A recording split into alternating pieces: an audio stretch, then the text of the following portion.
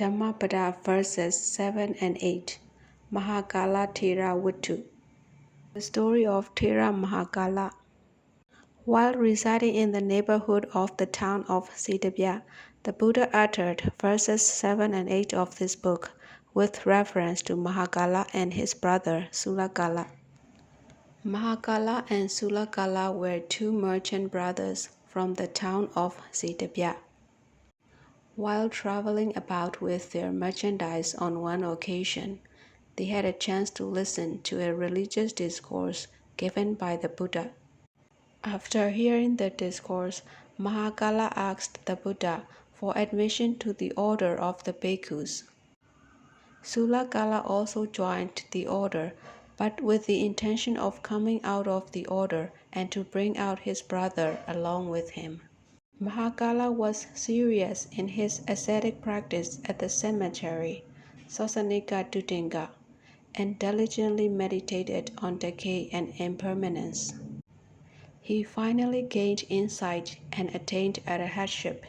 Later, the Buddha and his disciples, including the brothers, happened to be staying in the forest of Simsapa near Siddhabya. While staying there, the former wives of Sulakala invited the Buddha and his disciples to their house. Sulakala himself went ahead to prepare seating arrangements for the Buddha and his disciples. Once there, the former wives of Sulakala made him change into lay clothes. The next day, the wives of Mahakala invited the Buddha and his disciples to their house, hoping to do the same with Mahakala as the wives of Sulakala had done to Sulakala. After the meal, they requested the Buddha to let Mahakala remain to express appreciation, anumodana. So, the Buddha and the other disciples left. Arriving at the village gate, the bhikkhus expressed their dissatisfaction and apprehension. They were dissatisfied because Mahakala was permitted to stay behind, and they were afraid that, like Sulakala, his brother, Mahakala too would be made to leave the order by his former wives. To this, the Buddha replied that the two brothers were not alike. Sulakala indulged in sensual pleasures and was lazy and weak. He was just like a weak tree.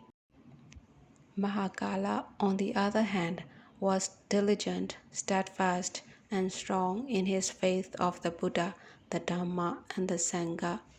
He was like a mountain of rock. Then the Buddha spoke in verse as follows. Verse 7.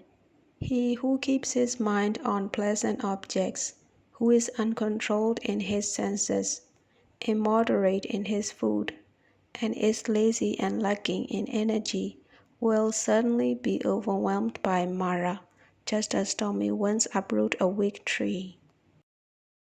Verse 8. He who keeps his mind on the impurities of the body, who is well controlled in his senses, and is full of faith and energy, will certainly be not overwhelmed by Mara, just as stormy winds cannot shake a mountain of rock. Mara in this context means Kilesa Mara, the defilements hindering the realization of Nibbana. Meanwhile, the former wives of Mahakala surrounded him and tried to remove his yellow robes.